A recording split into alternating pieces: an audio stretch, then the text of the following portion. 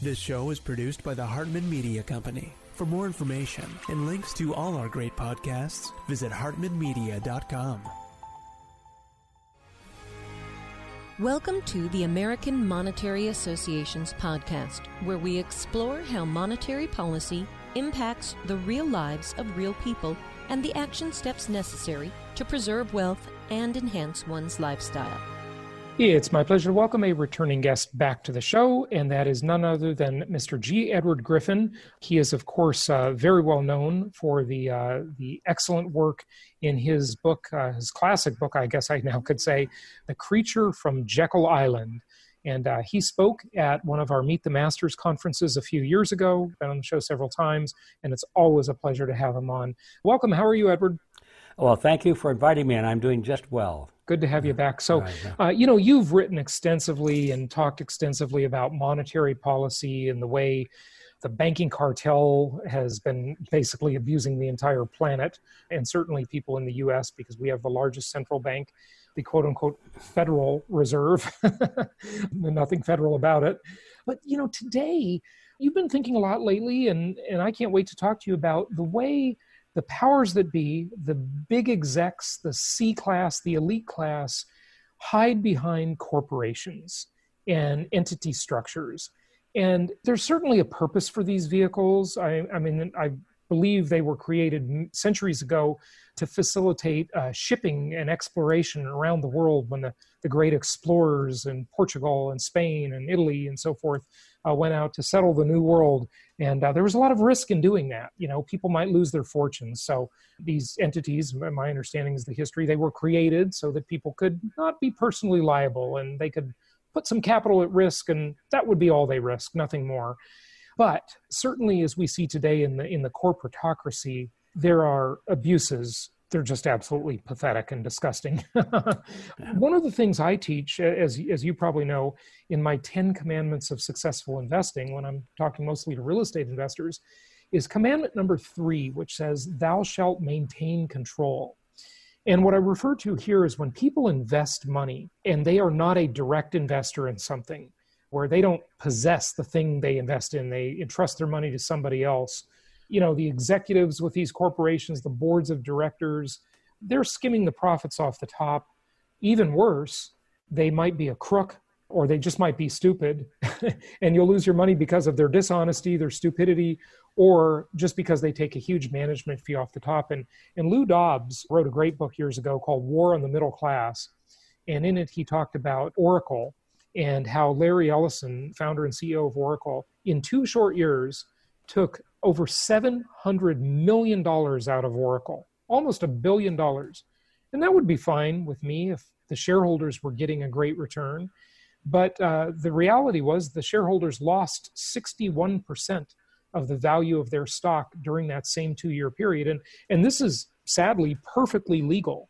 When these companies, Wells Fargo is the latest, they've got like a scam every month now, they get fined, but the shareholders pay the fine. The executives don't pay the fine. It's just a complete separation and a misalignment of interest. There's a lot to go on there. What are your thoughts? Well, those are my thoughts, Jason. It's been one of my pet peeves for many, many years. I got caught up in the trap, I would call it, or at least the trend of people saying, those corporations are lousy. They ought to be punished. Those corporations should be... How do you punish a corporation? It's a non-entity. It's an abstraction. It's an agreement. How do you punish an agreement? But anyway, I used to think that that's a good idea, that corporations needed to be punished and taxed, and they're making too much money and so forth. And finally, as I matured and understood how the systems really work, it dawned on me that the corporations...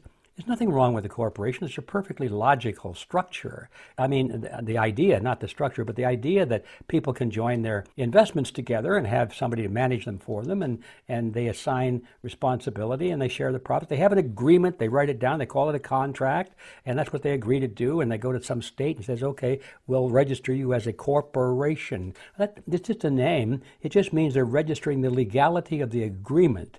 And therefore, the laws of the state will enforce the agreement if the agreement fits the rules and so forth. And there's nothing wrong with that, because you find corruption everywhere. Let's face it, the biggest banks in the world are partnerships. The biggest banks in the world are partnerships. They're not corporations. And we don't see any different operation there just because they're partnerships. You can have corruption in associations, in governments. Governments are, they say, oh, well, this government is a corporation. Well, so it's a corporation or it's a government. It's still an agreement. It's a piece of paper that's held legally binding by the rules of the state. It doesn't make any difference what you call it. And you identified the problem very well. It's the essence of the rules and the laws that allow these entities, whatever they are, whatever they're called, to hide responsibility of the individuals. The management and the middle management, the people who make the decisions in these corporations, are shielded by the corporate veil. This is the same and true in partnerships to some extent. It's a little more legally complicated, but it's certainly true in governments. The mayors, the presidents, the congressmen, the policemen on the corner, they all, if they do something egregious, they take some measure that's perfectly horrible. Let's sue the city, sue the state, sue the federal government. And as you said, who are they suing? They're suing the taxpayers and the banks and the executives, whoever is making these decisions. I always think of the pharmaceutical industry, because these guys sit around and they say, oh, so this drug we're working on, it kills 8% of the people and it cripples about... They do a calculation the same way Ford Motor Company did with a Ford Pinto in the early 70s. They knew that gas tank was dangerous. They knew it would explode. It did. People died. And, we later found out that they could have used like a $2 part and it would have been much safer. That's the point. It's a mathematical calculation. And look at what happened with Volkswagen and the emissions scandal, polluting the planet. The executives always get off the hook, and they just make paying fines part of their business plan, basically. Yes, it's the cost of doing business. That's how they look at it. But the worst part is it's a cost to the shareholders, not the executives. Now, granted, the executives probably own some stock, sure, but there's a total disconnect between. Well, there is a disconnect. And the shareholders. Yeah, they're not held personally responsible. And even though they're shareholders and maybe they have some reduced dividends because of it, they get bonuses. I mean, these executives in the pharmaceutical industry will pass a drug into the market. They know it's going to kill 8% of the people. They know it's going to cripple 22% of the people. And then they bury the evidence and they lie about it. And then somebody finds out and said, well, you dirty dog, you knew about this, so we're going to sue the corporation. The corporation they sue, not the guy that made the decision or the team that made the decision. And so the corporation said, okay, we owe what, $20 million? Gee, that's a big chunk.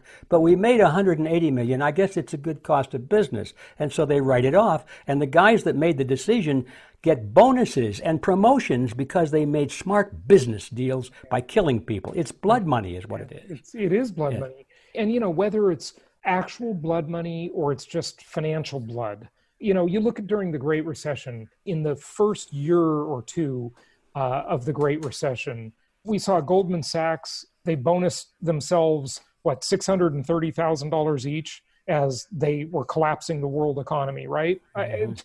This is absolutely ridiculous. What are we going to do? I mean, corporations basically, they have all the advantages of a natural person without any of the cost of being a natural person.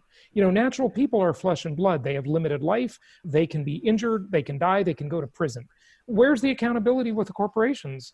Well, that's the point. It's not that it's a corporation. It's the fact that the way the rules are written, the way that the state legislatures have passed the rules and the administrators have created the system under which the corporation shields its management. All they got to do is change that and say any individual who makes a conscious decision to commit a crime, it doesn't make any difference whether they're the executive, the CIO of a corporation or not, they are personally responsible for the consequences of that act. It would be a relatively simple piece of legislation that could be passed in all the state legislatures around the country, and should be. The day after that happens, I guarantee all of this abuse will come to a screeching halt. Because these guys know if they commit a wrong, they're going to pay for it themselves, and that'll be the end of it. Yeah. But that's very unlikely that we'll ever see any progress there, right? Because, look, we have Citizens United. The corporations own the politicians, don't they? Well, yes, and I agree with you that we have a steep hill to climb. But I disagree that we'll never see it happen, because if we don't see it happen, I mean, we're really messed up. You just kiss goodbye to your future. I think it can happen. But first, you have to talk about it. How many people do you meet in Walmart that are even aware of what we're talking about? And until that time comes when the public is aware of and becomes indignant over this great injustice, once that happens, then the legislators will fall right in line. But we have an educational job to do. Where do we start? Okay, so educate people, make people aware of it. What else? Well, now you're on to my favorite topic. We can't just sit around and say how bad things are and complain about it and say, we got the perfect solution. We have to make that solution happen. That means we have to join together. We have to form into coalitions. We have to seek political influence. We have to select candidates. We have to be the people who are just the opposite of the collectivists now. These people that we're talking about have all the big bucks and all the control of the media. I mean, they're in power. And they all have a similar mindset, which is called collectivism.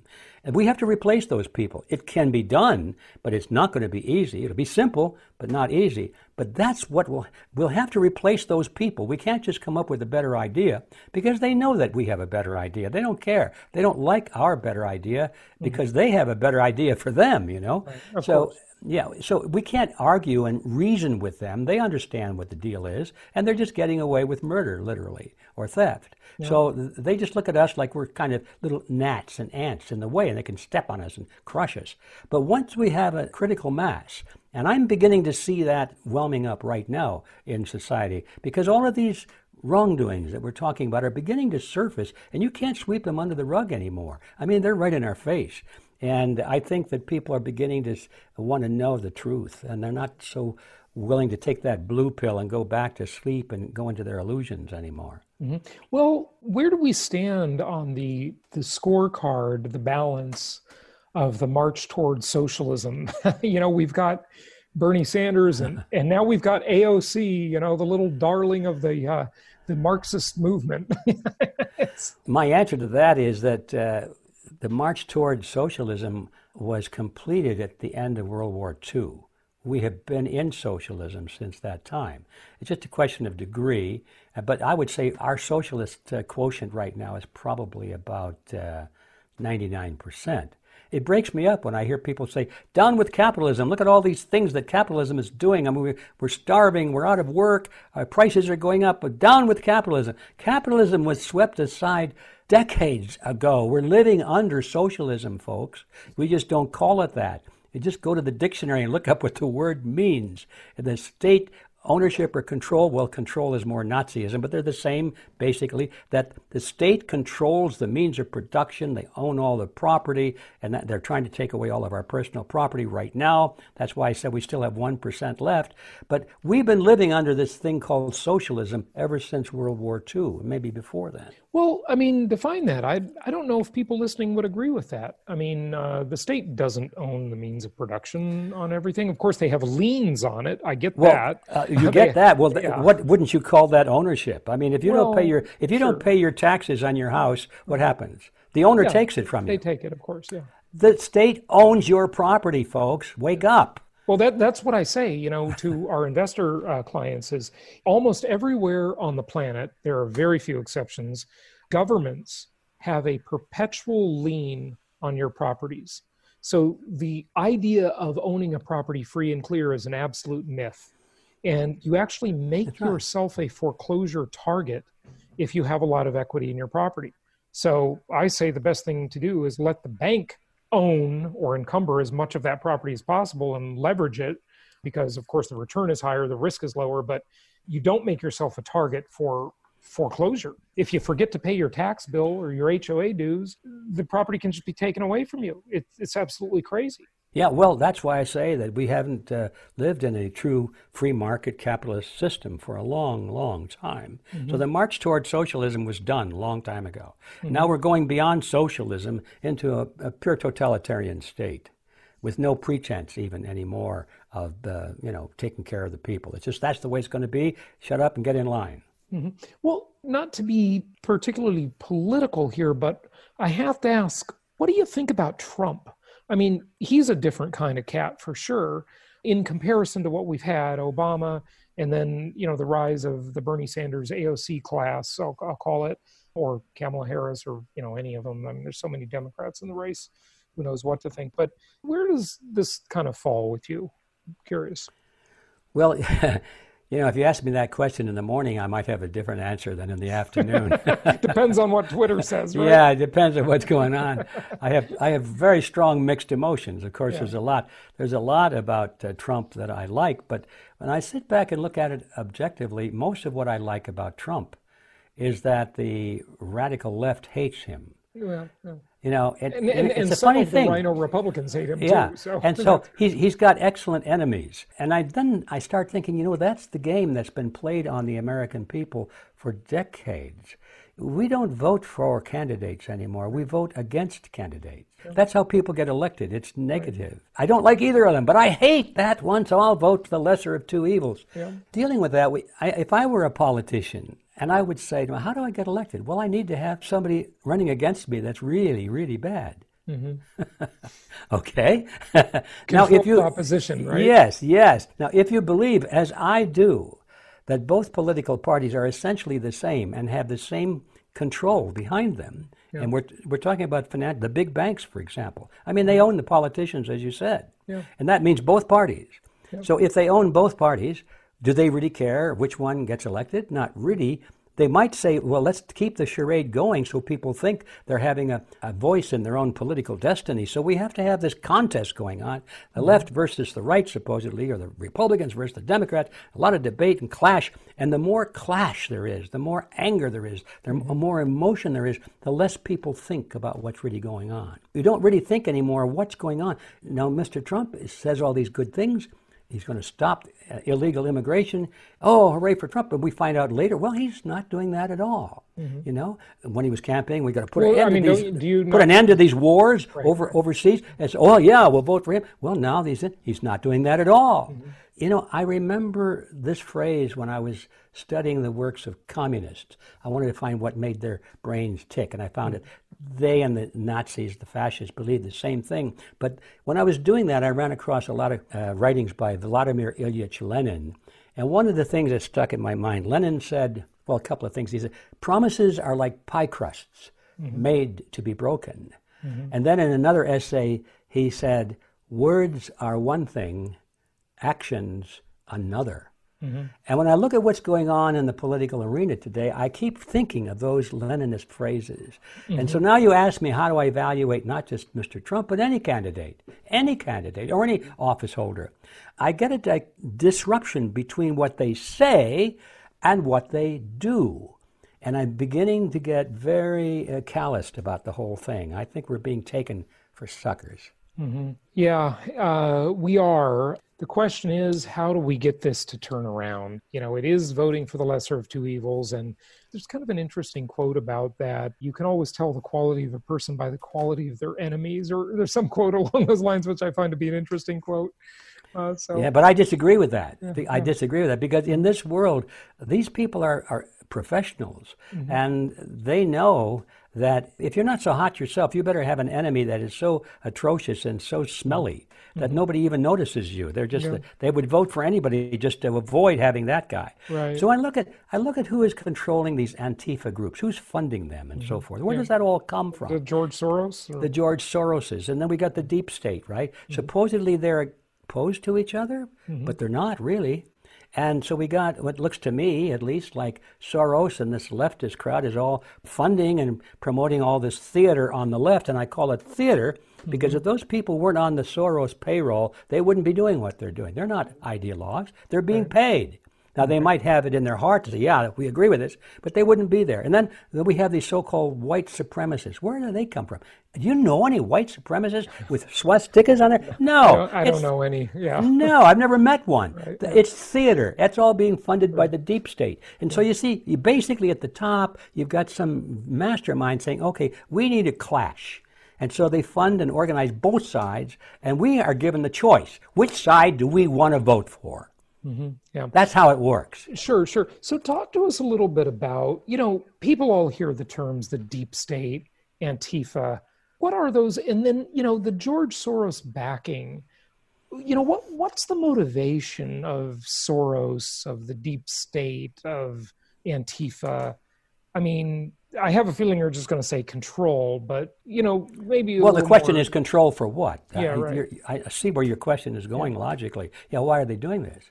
Yeah, it is control, of course, but in order to gain control over a world system, especially one that includes one like the United States and some parts of Europe, which traditionally had a lot of cultural affinity to liberty and freedom and justice in the courtroom and, freedom of speech and all of that, you have to change the thinking and the structure of these entities. You've got to break down the United States, for example. You've got to bring the United States on its knees so it stops worrying about such things as what kind of a judicial system we have. Do we want freedom of speech?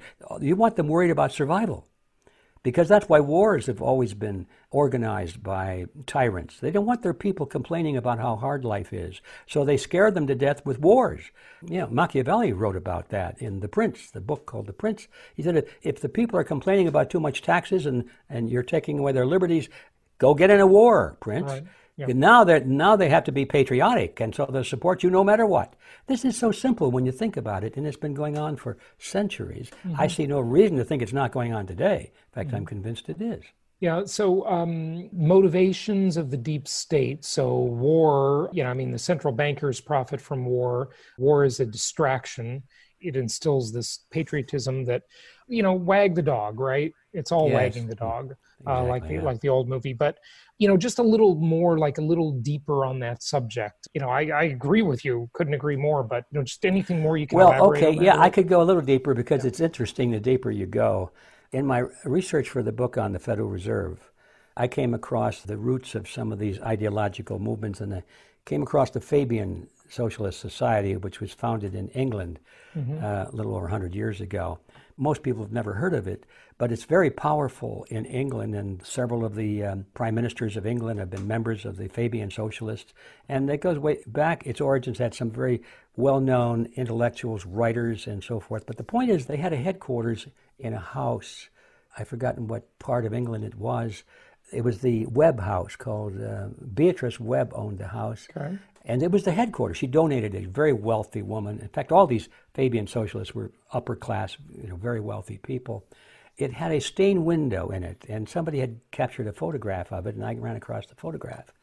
When you blow it up and you look at it, I'm getting to the point, believe it or not. Yeah, no problem. The Fabian socialists, they believed that gradualism was the way to take over the world. This is their goal. They're socialists, but they want to take over the world. And they said, you don't do it with guns and bayonets. You can, do it slowly. You do boil it the frog. Slowly, and you go into the institutions of your target nation. Mm-hmm, yeah. You go into the school system and the media, universities, financial centers, yes. And then you just gradually change it.